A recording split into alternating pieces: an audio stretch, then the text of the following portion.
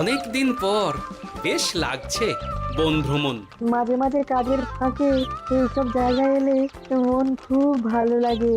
শুদ্ধ বাতাস, মাটির সোনা গন্ধ, পাখির কলতান, আহা।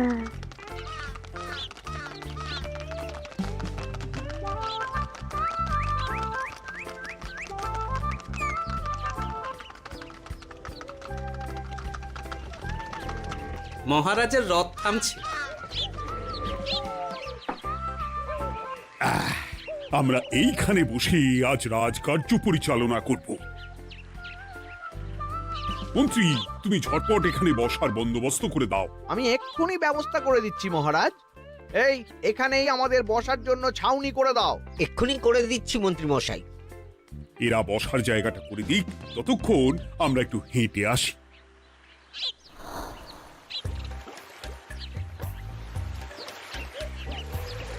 সকালবেলা হাঁটা শরীরের পক্ষে খুব ভালো মহারাজ।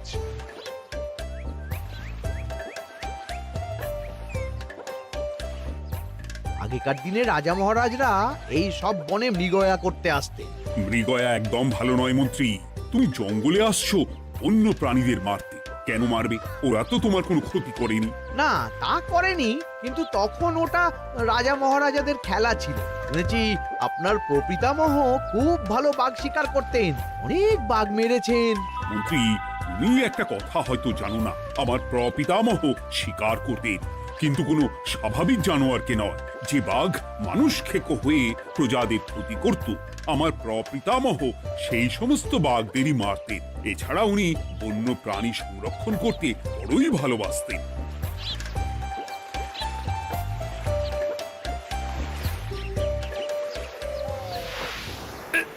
উফ, এটা আবার কি? এই এটা আবার কোথা থেকে উড়ে এলো? কোথাও তো ঝড় হাওয়া কিছুই নেই।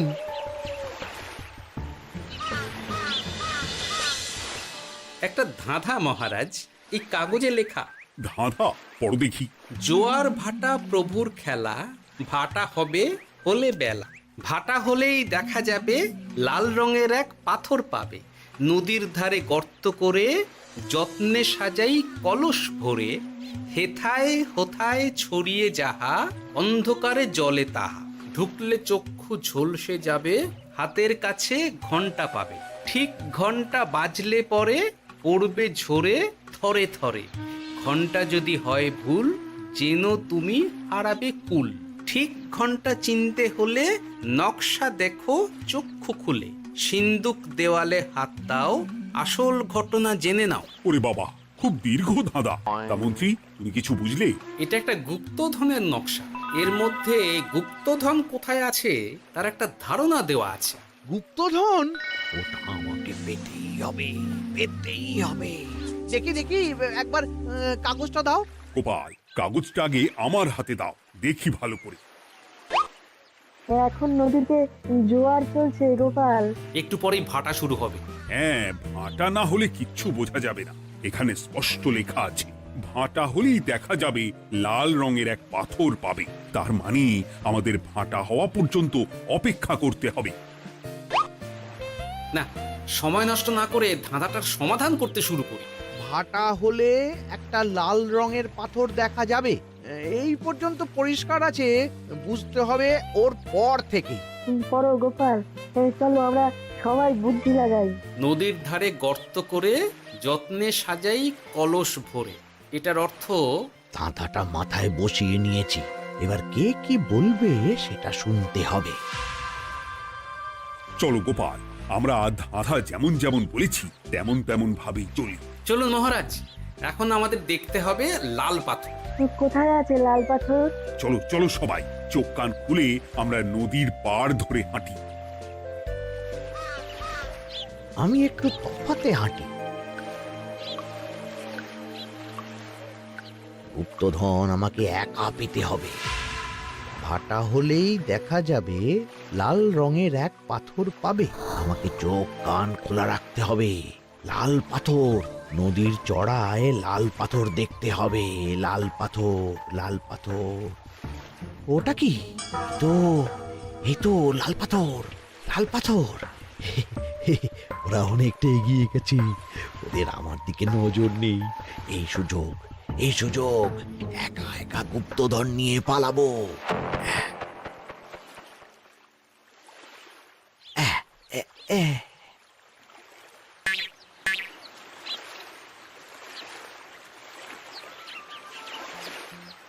কি গো, আমরা তো হেঁটেই চলেছি, লাল পাথর তো কই দেখতে পাচ্ছি না। আরেকটু হাঁটতে হবে মহারাজ, গুপ্তধন বলে কথা, ওকে আর সহজে ধরা দেয়? সেটা অবশ্য সঠিক কথা। আচ্ছা, আমরা সবাই তো আসছি হেঁটে হেঁটে, মন্ত্রী মশাই গেলেন কোথায়? ও কি যে ঘটে! সত্যি তো, মন্ত্রী কোথায়? ও সেনাপতি, মন্ত্রীকে দেখেছো? কই না তো মহারাজ। তাহলে কোথায় গেলেন মন্ত্রী মশাই? এই জঙ্গলে বাঘ ভাল্লুক আছে, শেষে কিনা বাঘে নিল। হায় হায় হায়, মন্ত্রী গিন্নির কাছে আমি কি মুখ দেখাবো? হুম, বাঘ ভাল্লুকের পেটে যাবার লোক তো মন্ত্রী মশাই নন। ও গোপাল, কি ভাবছো? কিছু তো একটা বলো। এখন আমাদের মন্ত্রী মশাইকেই খুঁজতে হবে। তবে মন্ত্রী মশাই বাঘ ভাল্লুকের পেটে যায়নি। তুমি নিশ্চিত হচ্ছ কি করে? অত পেঁচালো মানুষকে বাঘ ভাল্লুক গন্ধ শুকেই ছেড়ে দেবে, হজম করতে পারবে না। না না না, এখন রসিকতা করার সময় নয়, আমাদের মন্ত্রীকে খুঁজে বার করতেই হবে। কোথায় গেল মন্ত্রী? চলো চলো, গুপ্তধন মাথায় থাক, চলো মন্ত্রীকে খুঁজি। আহ, মন্ত্রী কোথায় গেল কে জানে। একবার পুরো ধাঁধাটা ঝালিয়ে নি। ভাটা হলেই দেখা যাবে লাল রঙের এক পাথর পাবে। ভাটা হয়েছে, লাল রঙের পাথরের মাথায় চাপ দিয়ে গুহার মুখও খুলেছি।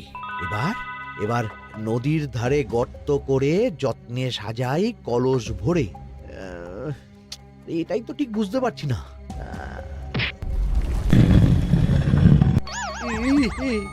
এই রে, এবার কি হবে? হ্যাঁ, মহারাজ, কোথাও একটা আওয়াজ হলো। এই, আওয়াজটা কোন দিক থেকে হলো? চলুন সামনে এগিয়ে যাই। আমার মনে হয় আওয়াজটা সামনের দিক থেকে এলো। আমারও তাই মনে হলো। তবে কি মন্ত্রী মশাই লাল পাথরের হদিশ পেয়ে গেছেন? আমাদের চোখে পড়লো না, অথচ মন্ত্রী মশাইয়ের চোখে পড়ে গেল। আসলে আমরা কথা বলতে বলতে গেছি, তাই নজরে পড়েনি। মন্ত্রী মশাই একা একা আমাদের পেছন পেছন আসছিলেন। উনি ইচ্ছে করেই আমাদের পেছনে পেছনে আসছিলেন। নিজে একা গুপ্তধন নিয়ে যেতে চেয়েছিলেন, এখন কোথায় আছেন কে জানে।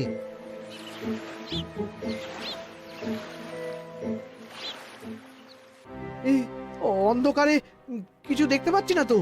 ধাঁধাতে কি ছিল? হ্যাঁ, কি ছিল?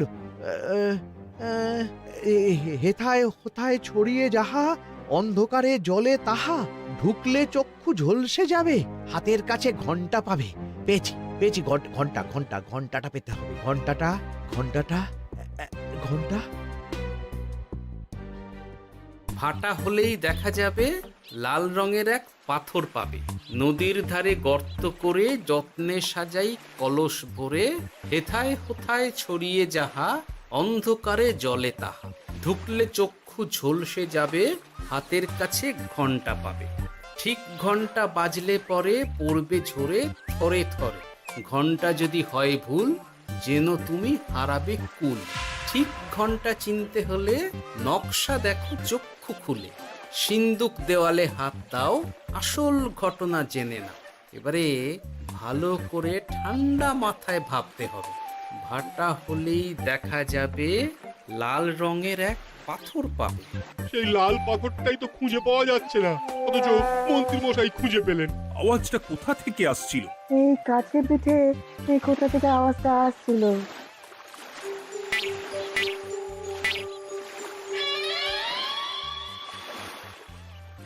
এই তো, এটাই মনে হয় সেই লাল পাথর। একটু নাড়িয়ে চাড়িয়ে দেখি তো কিছু হয় কিনা।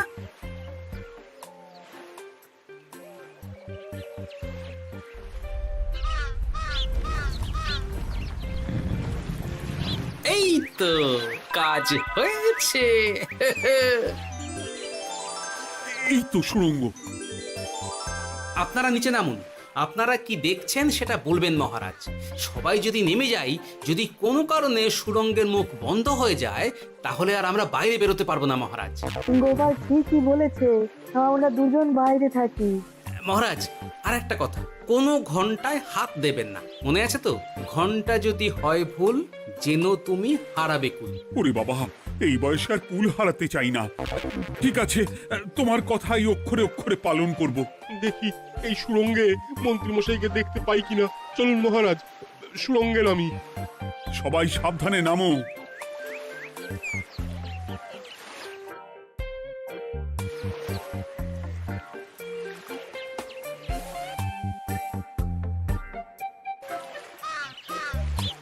মহারাজ, ওখানে কি কি দেখতে পাচ্ছেন?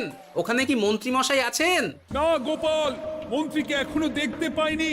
শুধু আমি এখানে অজস্র পাথর দেখতে পাচ্ছি। পাথরে পাথরে ছয় লাভ, ছোট বড় অজস্র। পাথরগুলো বড় অদ্ভুত, কিরকম কিরকম মানুষ মানুষ করুন। লম্বা বেঁটে হরেক রকম। মানুষ মানুষ গরম, সেটা কি রকম? আর কিছু? কোনো কলসি কি দেখতে পাচ্ছেন? কলসি তো দেখতে পাচ্ছি না। মহারাজ, কলসি থাকতেই হবে, কারণ ধাঁধায় লেখা আছে নদীর ধারে যত্ন করে যত্নে সাজাই কলস ভরে। গর্তটা আসলে হলো সুড়ঙ্গ, কিন্তু কলস। মহারাজ, মহারাজ, এইদিকে এইদিকে একটা কলসের মতো কি যেন আছে। এইদিকে আসুন, এদিকে এদিকে। হ্যাঁ গোপাল, দেখতে পেয়েছি। এবার আমি যেরকম যেরকম বলবো সেই রকম সেরকমই করবেন। আমি বিজ্ঞানীকে নদী থেকে জল তুলে পাঠিয়ে দিচ্ছি। পাত্র কোথায় পাবে? আমাদের জল খাবার যে পাত্র আছে সেটা আনতে লোক পাঠাচ্ছি। ঠিক আছে। শুধু একটা কথা বলছি, আপনারা কেউই সুড়ঙ্গের ভেতরে কোনো কিছুতে হাত দেবেন না। কেন গোপাল? সব পরে বলবো, এখন আমি যা বলছি সেটা শুধু মনে রাখুন। সুড়ঙ্গের ভেতরে কিছুতে হাত দেবেন না। ঠিক আছে। প্রহরী, তুমি যাও, যেখানে আমাদের বসবার আয়োজন করা হয়েছে সেখানে গিয়ে একটা জলের পাত্র নিয়ে নদী থেকে জল ভরে নিয়ে এসো। গোপাল, মন্ত্রীমশাই কোথায় গায়েব হয়ে গেলেন? কোথাও গায়েব হয়ে যাননি বিজ্ঞানী, কোথাও গায়েব হয়ে যাননি উনি। উনি ওই সুড়ঙ্গের ভেতরেই আছেন। কিন্তু কেউ তো ওনাকে দেখতে পাননি। সম্ভবত পাথর হয়ে আছে। এখন কিভাবে পাথর হয়েছেন সেটা তো আমি বলতে পারবো না। সবটাই স্বপ্নের মতো লাগছে। ঠিক যেন স্বপ্নের মতো লাগছে। এই জীবনে সুরঙ্গ দর্শন হয়ে গেল। আমাদের পাতাল প্রবেশ। পাতালে আসিয়া আমি মনে মনে বলি, গুপ্তধন নিয়ে আমরা যেন সৎ পথে চলি। তোমার এখনো কাব্য আসছে সভাকবি? আসছে মানে কাব্যের সাথে আছে রোমাঞ্চ, করছে গা শীত, হচ্ছি আমি অধীর। মহারাজ, জল দিয়ে বিজ্ঞানীকে পাঠাচ্ছি। কি করতে হবে বিজ্ঞানীকে সব বলে দিয়েছি। তুমি ভেতরে আসবে না? আসবো ঠিক সময়ে। এখন আমি যেমন যেমন বলবো আপনি ঠিক তেমন তেমন করবেন। ঠিক আছে। বিজ্ঞানী, যেমন যেমন বললাম ঠিক তেমন তেমন ভাবে কলসিকে জল দিয়ে পরিষ্কার করবে। মনে রেখো, ধাঁধায় আছে কলসি সাজাই যতন কর। তুমি একটা কথা মনে রেখো বিজ্ঞানী, কোথাও হাত দিও না কিন্তু। ঠিক আছে গোপাল, তোমার উপস্থিত বুদ্ধির তুলনা নেই। আমি যাচ্ছি গোপাল। সাবধানে সাবধানে।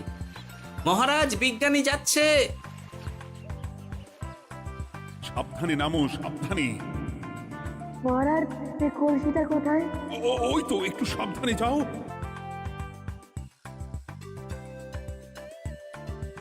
বিজ্ঞানী, কলসির দেখা পেয়েছো? পেয়েছি পেয়েছি পেয়েছি। এবারে কলসিটাকে ভালো করে জল দিয়ে ধুয়ে দাও।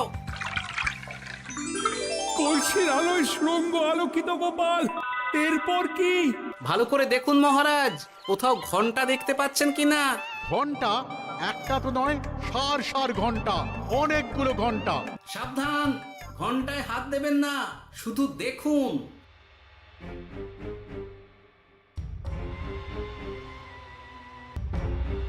মহারাজ, আমরা গুপ্তধনের খুব কাছে চলে এসেছি। তাই নাকি? কি মজা কি মজা, এবার খাবো ক্ষীরের গজা। আহ, সভাকবি চুপ করো। এখনো আমরা গুপ্তধন পাইনি। বাবার মুখে দাঁড়িয়ে সবগুলো তারা আঁকা। বিজ্ঞানী, কোন ঘন্টায় চাঁদের নকশা করা আছে কি? একটু দেখে বলো না। আমি আতস কাজ নিয়েই দেখছি, সব ঘন্টাতেই তারা আঁকা। খবরদার, কোনো ঘন্টাকেই ছোঁবে না। ঠিক আছে, কোনো কিছু না ছুঁয়ে আমি দেখছি। পেয়েছি গোপাল, চাঁদ আঁকার ঘন্টা পেয়েছি। ওই ঘন্টাটা বাজাও, বাজাও।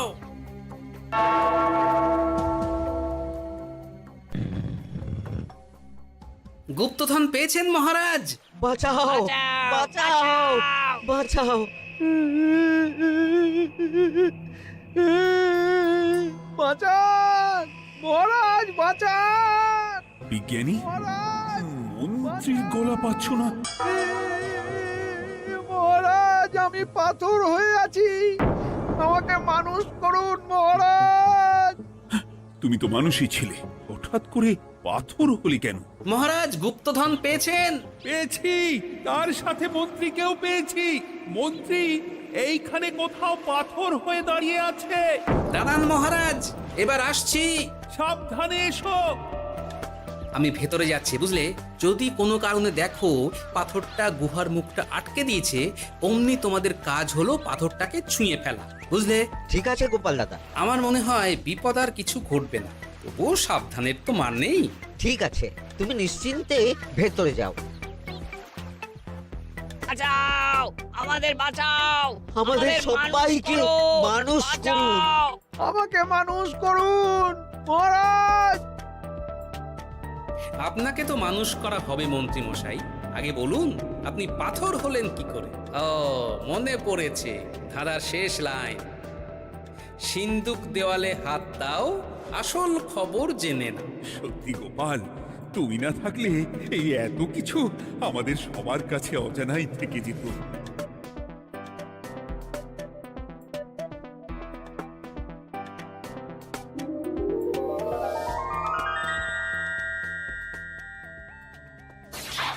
ধন্যবাদ আমাকে মুক্ত করার জন্য। আপনি কে? আমি যক্ষ।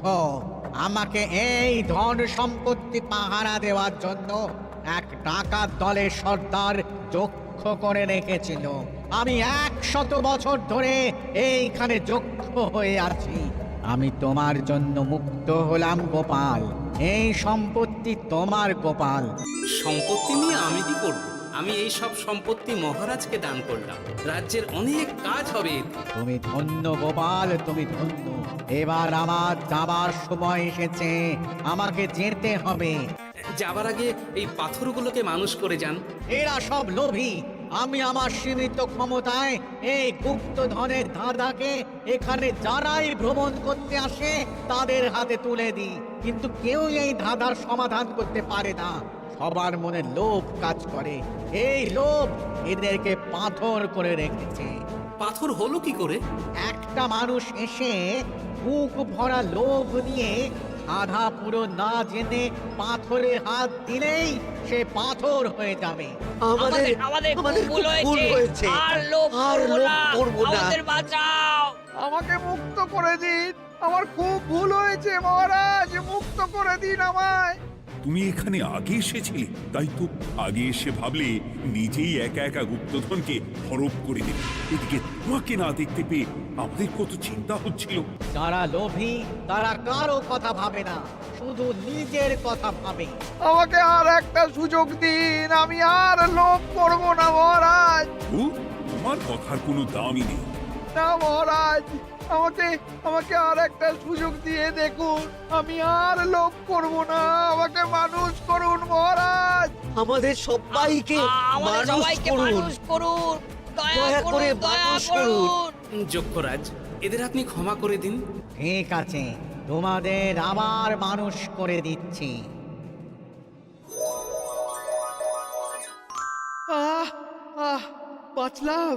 বাঁচলাম।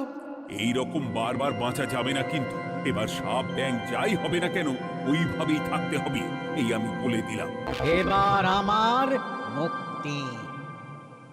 মুক্তি নেবার আগে আরেকটা প্রশ্ন, যে ডাকাত সর্দার তার সম্পত্তিকে রাখার জন্য আপনাকে যক্ষ বানিয়েছিল, এই সম্পত্তি তো তাদের, আমরা তো নিতে পারি না। লোভ বড় খারাপ গোপাল। অতিরিক্ত লোভ মানুষকে পশু করে দেয়। ওই ডাকাত দল এই সম্পত্তির জন্যে সবাই কাটাকাটি করে মরে গেছে, কেউ আর বেঁচে নেই।